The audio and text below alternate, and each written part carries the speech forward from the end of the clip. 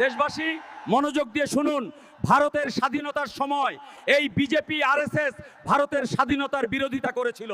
আমরা আজ যে একতা দেখছি তা গান্ধী, নেহেরু এবং আমাদের সব মহান নেতার স্বপ্ন। হিন্দু মুসলিম একতাই আমাদের সবচেয়ে বড় শক্তি।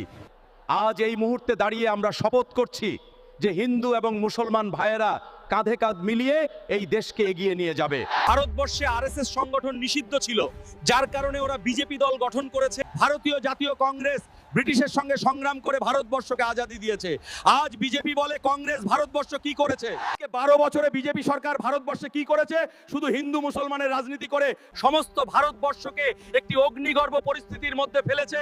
ওরা ভারতবর্ষের সংবিধানকে ধ্বংস করে ফেলেছে। আর ওরা কি করেছে? কংগ্রেস ভারতবর্ষে যতগুলি শিল্প প্রতিষ্ঠান গড়েছিল ওরা সেইগুলি বিক্রি করে ফেলেছে, যেমন এয়ারপোর্ট, ভারতীয় রেল, বড় বড় মহাসড়ক। ওরা মিথ্যা প্রতিশ্রুতি দিয়ে সরকারে এসেছিল 25 লক্ষ টাকা প্রত্যেক মানুষের অ্যাকাউন্টে দিবে এবং দ্রব্যমূল্যের দাম কমাবে। আর ওরা এখন কি করেছে? জিএসটি করে মৃত মানুষের কাফন থেকে পর্যন্ত ট্যাক্স নিচ্ছে। তাই আমি সবার কাছে যে এই সরকারকে অসম থেকে, ভারত থেকে বিদায় দিতে হবে, না হলে ভারতকে ওরা টুকরা টুকরা করে ফেলবে। আর আমার ভিডিওটি আপনারা লাইক, কমেন্ট, শেয়ার করবেন যাতে সম্পূর্ণ ভিডিওটি দেখতে পারেন। ধন্যবাদ।